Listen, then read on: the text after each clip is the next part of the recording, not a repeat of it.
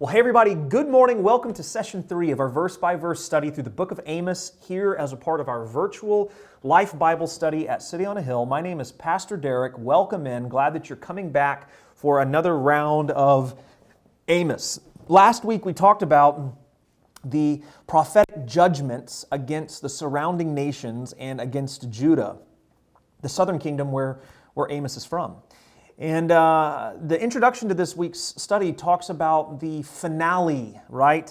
You probably understand what a finale is. We use that word in several different ways. If you watch a season of a TV show, the season finale is sort of like the biggest episode, right? It kind of leaves you with the most cliffhangers or maybe the biggest resolution for some major problem or enemy of that particular season. I thought actually of fireworks, a fireworks show. The best fireworks show that I've ever been to is at the Magic Kingdom in Florida at Walt Disney World. Just amazing, an amazing display of artistry, of light, of sound. There's just so many amazing things that go into that production. And there is no question when the finale begins, everyone there in attendance knows the finale starting, because it just ramps up to a level that is unbelievable, right? I mean, the fireworks, you've never seen so many fireworks in your life. You've never been, it's worth going for that basis alone. I thought about that this week because as Amos has been building up these prophetic utterances against the surrounding nations and then against Judah, he's really saving the best for last, or probably by definition the worst for last. And so we kind of come to this finale. It sort of sets up the beginning of the finale, where he is going to turn his attention to Israel. And up to this point, they've probably been amening and cheering and clapping their hands in agreement with everything that Amos is saying, because they hate the surrounding nations and they don't like the southern kingdom very much. And now that the finale is beginning, they realize, oh no, we're very much a part of this judgment as well. In fact, we're the biggest part of this judgment. And it is very, very bad. We see that the sins of the northern kingdom are actually just as bad, if not worse, than the surrounding nations. God first condemns them for human trafficking. This is similar to some of the other nations. In verse 6, it says, they sell the righteous for silver and the needy for a pair of sandals. So they had an economic advantage by imprisoning other people, other human beings, and selling them for material goods. This is just an interesting little side note. It talks about this pair of sandals, which at first seems kind of confusing, but this is actually probably an expression for payment for land, particularly for purchasing land. The reason I say that is because in the book of Ruth, another Old Testament book, the purchase of land involves taking off the sandals. This is in Ruth chapter 4, verse 7. And so it may be that Amos is saying that they are taking human beings and selling them. And by using the imagery of a pair of sandals, it's as if he's saying, we're using these people for not only economic advantage, but for real estate as well. They're selling people as slaves for the purchase of land. They're also guilty of the oppression of the poor. Currently, this is an issue that we face today in our world, right? Not only in our country, but in other countries as well. The oppression of poor, the taking advantage of poor. Verse 7, it says that they trample the head of the poor into the dust of the earth. And the way of the afflicted they turn aside. So they see the poor being taken advantage of. They see the poor being trampled into the dust of the earth, and they pay no attention to them. They just turn their cheek and act like it's not happening. And I think that's a very convicting thing for us in the church today, that we know that there are injustices happening, perhaps even in our communities, against subsets of people, and yet rather than being involved, we go, I don't want to get involved with that. I don't want to be in that mess. And so we sort of just pretend like it's not happening. And there's a stark warning here for the people of God in this book of Amos, that God is very serious about this. God is very serious about our treatment of the poor. If you read the book of James, you get the overwhelming sense that the rich people are very bad and the poor people are the good, holy, and righteous ones. And that we should never treat people with partiality based on their economic status, what they look like, how they dress, how they speak. There are a lot of factors that go into that. We talked about impartiality last week in our discussion. Next, God condemns them for sexual sin, another egregious sin that is as prevalent today as it was then. And so I go through here and talk about the problems that were happening. Verse 7 says that a man and his father go into the same girl. This is particularly a perversion that was a result of using women as sex slaves. And for one, there's several reasons why this is wrong, obviously. For one, it's unlawful to sell a woman into slavery, period. Exodus 21, verses 7 through 11 outlines that. 2, sexual interaction is forbidden with multiple partners because it breaks the covenant. Leviticus 19, verses 20 through 22. It's also forbidden for family members to have the same sexual partners. That's Leviticus chapter 20, verses 17 through 21.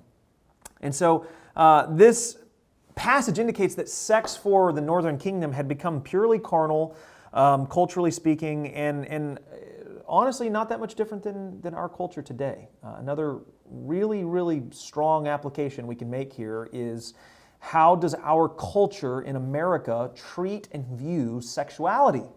And I think we can all agree from a Christian worldview that America does not line up with a Christian worldview, that it is very much opposed to the Christian worldview.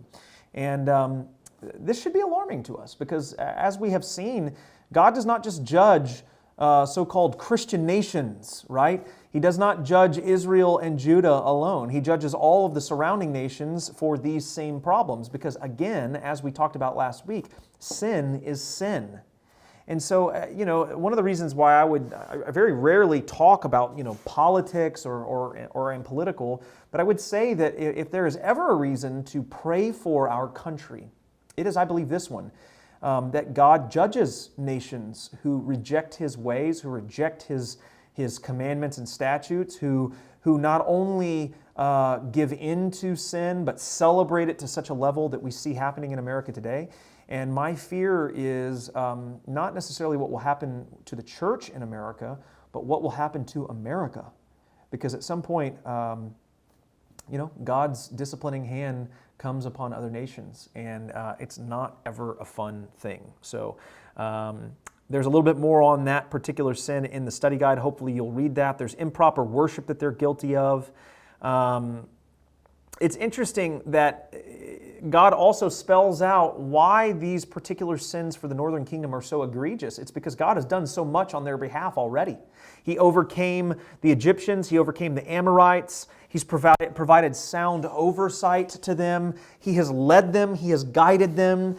He rose up judges when they were in trouble. He rose up a king even when He told them they didn't need one. The people demanded one, so He gave them Saul. He eventually brought in David. David was a righteous and wonderful king, a man after God's own heart. I mean, God has done so many things for Israel, and so that for them to sin against Him is all the more egregious based on just particularly how He's provided for them. And then at the very end, it says that Israel's response to God's goodness has just been spitefulness. You've made the Nazirite drink wine and commanded the prophet, saying, you shall not prophesy. That's Amos 2:12.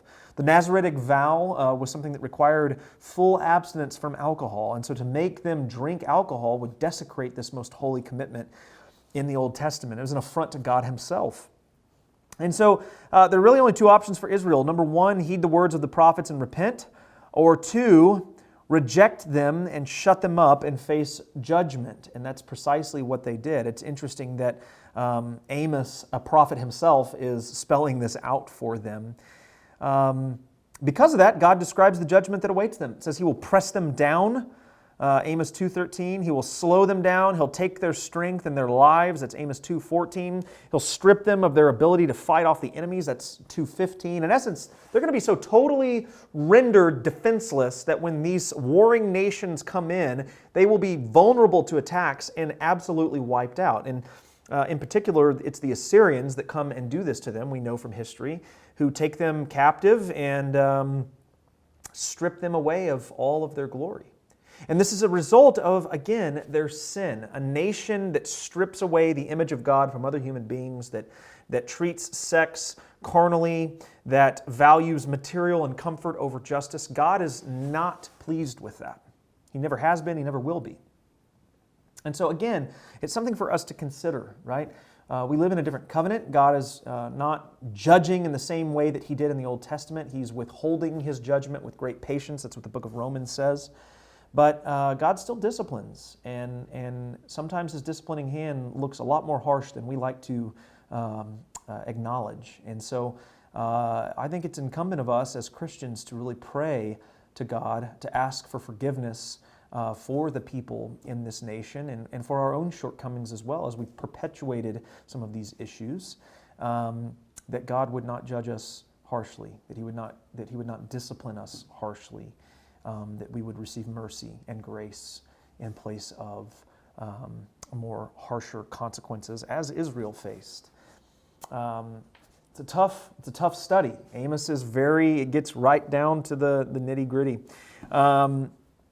The discussion this week is titled Stay Classy.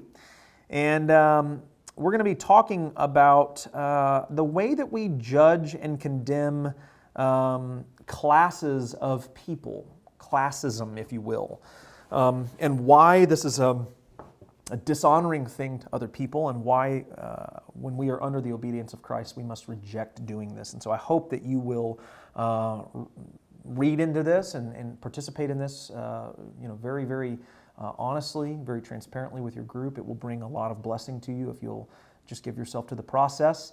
Next week we come back. We've got session 4 next week, which will be covering chapter 3, and man, it just continues to go on. God offers some questions, some rhetorical questions that are really, they're harrowing. It only gets worse before it gets better. So hope you have a great week. Hope this has been an enjoyable study, as much as it can be enjoyable to talk about some of the more difficult topics we've talked about so far, but we're being exposed to parts of the Scripture that maybe we've not been exposed to before, and so that's a valuable thing for sure. God bless you. We will see you next time.